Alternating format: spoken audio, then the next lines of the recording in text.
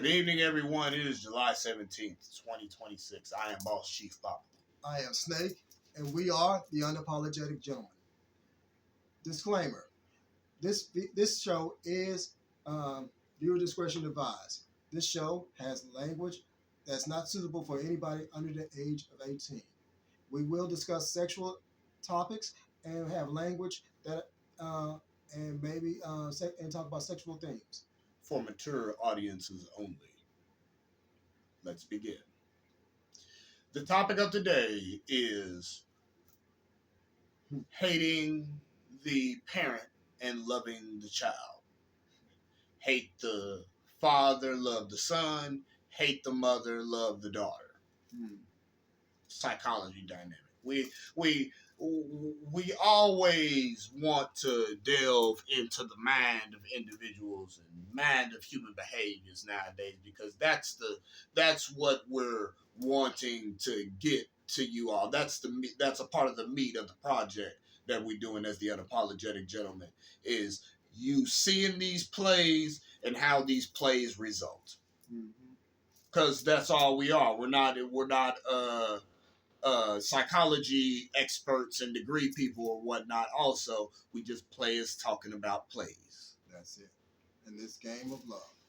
Now, getting to this dynamic, we know single parenting is like an epidemic now. Mm-hmm. It's become more than an epidemic. Yeah, it's a crisis in America that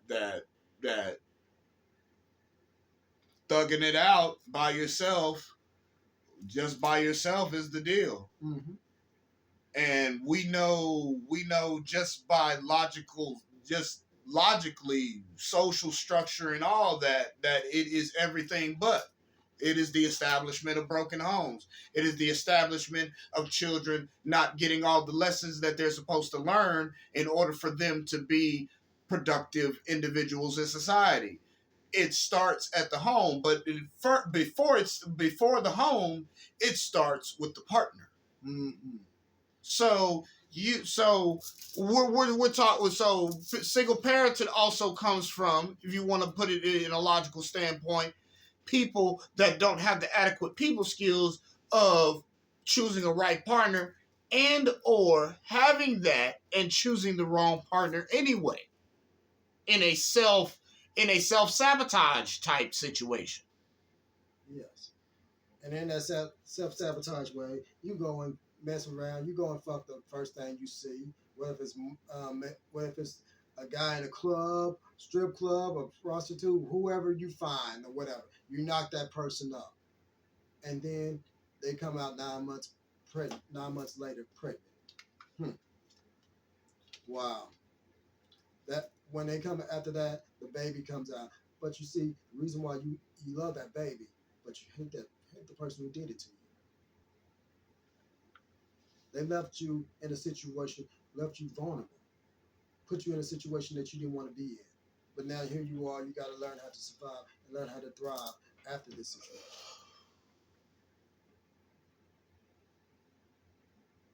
You see, mothers hate the father because he broke her emotionally and mentally. But here's the son. He looks just like him. He's the same. He's the product of that love, or what used to be love, or whatever it was, or infatuation, most likely. And he's the product of that. Now you gotta learn. Now you gotta learn to love this person who looks just like him. And not only just with the son, with the father looking like the son, it's the same thing with the daughter looking like the mother. Here you are, you have your daughter, even though she probably won't be raised with you. She looking just like her mama. She's acting just like her mama.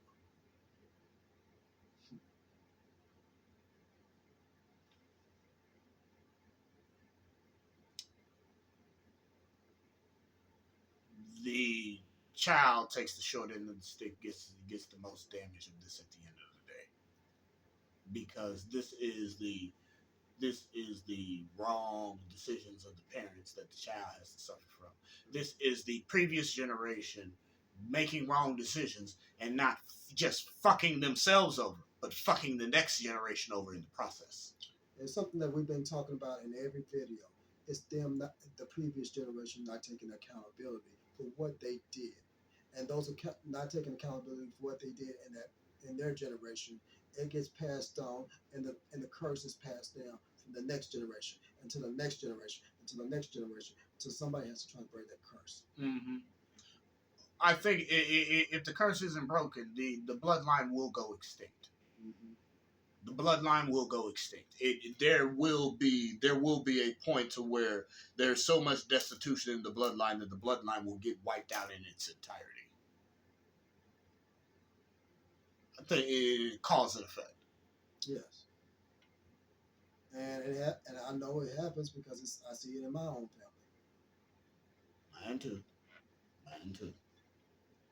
And this is what this is a part of what we're talking about. We see it in our own families, and we see it in society, and we're talking about we're addressing the problem, and we're getting a logical understanding of how the problem comes about, and how we get a logical understanding of how the problem comes about is the first step of how we implement a solution.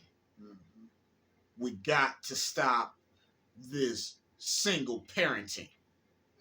That's really what it is. That's really what it is.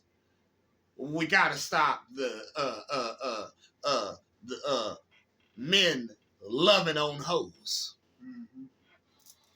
Trying to turn hoes into housewives. We see it all the time and everything as men. Rich and poor, all different ethnic groups and all lifestyles and backgrounds. It's just these men that are just too hot in their assholes to stop loving on hoes. Mm-hmm. Yeah. That's what it is. That's what it is. And I'm not saying that in a figurative perspective. I'm saying that in a literal fucking perspective. Motherfuckers they did get too hard. They gotta fuck something. Mm-hmm. They got to fuck something. They can't get unhard until they bust that nut. Okay? That's what I mean when I'm saying hot in the ass, weak in the flesh. Mm-hmm. But we have no sympathy for those men because that's the trial of strength that you chose to not put yourself through. I can say this. My father, he did 4 kids. He had 4 kids, all in the same year, by 4 different women. 4 kids. But yet, and what was going on? What you say? Couldn't keep his dick in his pants. Here he is. He had 8 kids. Out of 8 kids, you had 4 of them all in the same year. 3 of them all within less than a month's time.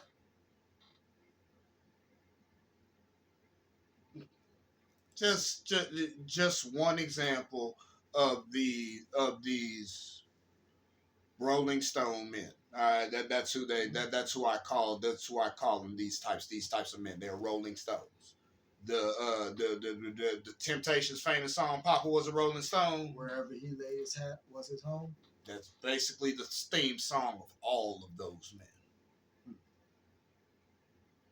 Okay, that's your you let me tell you as a man, women, let me tell you women, all you women that's looking at this, the psychology of a Rolling Stone man. Let me give you an understanding of what the psychology of a Rolling Stone man. A Rolling Stone is a man that has accepted the vulnerability of his male, meaning that he is submitted to his male. He has submitted to his male animal nature. There are something, the male animal is there. The female animal is there too, but we got to address this male animal because we don't address it enough. No, we don't. That male animal is there. The libido, the sex drive, it is there. And it rages like the animal that it's supposed to be. At the same time, it is up to every single male to put that animal in check. And if you don't, just by you not putting that animal in check, you're subject to losing everything of what you got. Yes, you do. We've seen friends, we've seen family members where they couldn't keep their dick in their pants, and where they lost everything. Yeah. Lost their wives, lost their kids. Their kids don't respect them no more. Their wives or ex-wives at this point pretty much taking them to the bank. Their names are shit now. Mm-hmm. They can't even feed their own mouths with their own names. No. All because you want to be hot in the ass, not take your trial of strength and get your flesh in check, and want love on hoes. Mm-hmm. It doesn't matter how much pussy you get in this short lifetime if you end up broken home, end up a broken kingdom, end up fucking kids off, have the sons do the same exact shit that you was doing. Mm-hmm. Oh, but don't think we left you out, women, because you do the same thing, but even worse. Because you see, you will have the man, you will get what you want, but you still won't. But that man is not enough for you. That's not what you want. You want something else. You can find the perfect man, and still that perfect man will still not be good enough for you. Okay. Let's go to that scene. Slight interjection, slight tangent, people. There was a scene on the. We were binge watching the movie series The Howling, which is a werewolf thriller. And if I'm not mistaken, it was on the fourth one. Fifth. The fifth Howling, to where two women were sitting on the bed, and they were talking about a man. Two men. One was the player that every woman was a conquest. That every woman to him was a conquest, and the other one was a faithful one. That his downside that he was a wanderer. He could never stay at home. Mm-hmm. And she was saying, and the one girl was saying these two. The other girl was saying, well, why can't we just have half of one and half of the other and make a perfect man? Because you would have, and the other girl responded back, you would have to change up the strategy when the next man comes along. You see, that's what happens with a lot of you women. You too busy want to change up the strategy when you already have a man right there at home. You too busy, and man, we too busy want to change up the strategy when we already have a woman at home. And you see, that fucks up that kid's life because he's also he's gonna be emulating what he sees from you. To me, what you just said, it fucks up the kid's life. That's what it is. That's what it is at the end of the day.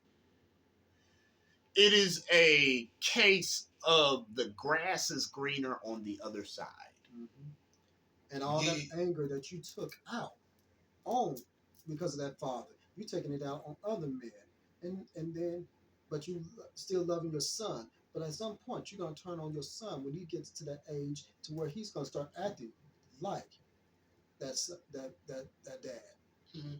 Same thing with the mother, with the daughter, gonna be acting just like their mother when they get to that certain age, that teenage age. Yes, and you're gonna respond accordingly. And that's how the cycle continues. The cycle comes from the subconscious into the conscious, because that was her DNA that you made to make that girl, man. Mm-hmm. That was his DNA that you made to make that boy a woman. Mm-hmm. So you actually believe a grown adult. You went around the block a few times. And let me get on you young adults, too, that only just went around the block once or twice. You didn't figure in science class and like middle high school science class that they didn't tell you that the DNA and you are susceptible of passing on behavior patterns and such through the DNA? Mm-hmm. You didn't get that lesson in school? You suffer the consequences accordingly of your folly. Mm-hmm. Because that's what it is in this life. That's what it is being an adult. Either you get the game or suffer the consequences of your folly. You either get the game or you get played by the game. You see, we see it all the time. Like I said, you either get the game or you get played by the game. And yes, we're single men. We're single men, got no kids, no women, and anytime we get to play is whatever time we get to play. We don't play all the time that we want to play, but we play. Mm-hmm. At the same time, it's better to be single and have your peace of mind, even though you got to deal with your lonely spells every now and again, than to be in a fucked up situation with a supposed lover. Yes. It's completely being in a fucked up situation with a love is completely optional until that emotional attachment happens. Mm-hmm. I think that's the point where shit where shit can go awry is when that emotional attachment happens. Is when you start when you start that when that emotional attachment happens and you just can't stop thinking you're thinking of ways to please your lover instead of thinking of ways to cooperate. In a sense, you're too emotional about your situation with a said individual instead of logical, and that's how people, and that's a part of it. But the emotional attachment is a strong deal. Yes. And this is a part of this is a part of you choosing your lover is to have a strong sense of will, is to have a strong sense of a strong sense of decision making decisions and making your decisions final, whether or not your significant other want it or not. It's to keep your peace of mind is to keep your peace of mind and to keep the cooperation legit. Mm-hmm. On a logical deal. But as I said, that emotions is the wild card.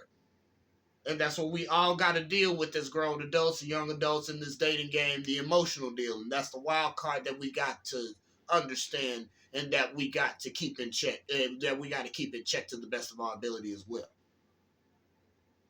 But getting back to the subject matter of loving the child and hating the parent, it's all about you choosing the right mate. You choose the right mate, you ain't got to worry about all that other nonsense. You choose wrong or you know right and still choose wrong, you're going to be in the Jerry Springer, Maury Povich shits. Simple as that. And it's not going to be as bad as you think it is. It's going to be beyond worse. Mm-hmm. Because one thing people don't understand in getting with a fucked up lover is that you got to deal with the karma of their bloodline. You got to deal with not just their karma, their fucked up karma. You got to deal with the fucked up karma of their fucking bloodline that then got passed down to them, and that's fucking you up as well. See, now you see on the deeper level why we're solo solitary and why we have to value our peers and such. And our manhood, yes. Yes, yes, yes. But not only do we value our manhood, we value other people. We value your manhood and your womanhood. Mm-hmm. The thing is, will you value it? If you don't value it, you'll act accordingly. If you do, you will act accordingly. Simple as that. It's all about valuing oneself at the end. Really, putting it back around again. Valuing a valuable lover is a part of your self-value. An individual that you can cooperate with, that you can be a team player with, not just a fucking fuck buddy. We got bottom feeders. The grimiest of the grimy that can give a good orgasm. But that's not what a part of the game is. I mean, it's cool to have fun, but all work and no play makes me a dull boy, as the old saying goes. I mean, All work and no play makes me a dull boy. I say all play and no work makes me a lazy boy. Mm. So all play and no work makes me a lazy. You got to have an equilibrium, an individual that can give you play as well as work. Yes. Okay, you'll have individuals that will give you more work than play. You will have individuals that will give you more play than work. You got to deal with that. You got to act accordingly concerning that. And if you're poly, shoot, just get you a balance with another lover as long as your lover that you got legit with it. And all that. There's ways of solving this. There's ways of doing it right without fucking the next generation over. Exactly. There's ways of doing it right. And it all starts with your self-value first and your standard concerning peoples. And that might be another topic we might need to address, our standards with other people. Whether if it's in relationships, friendships, or family, we need to end at work. We need to discuss all that.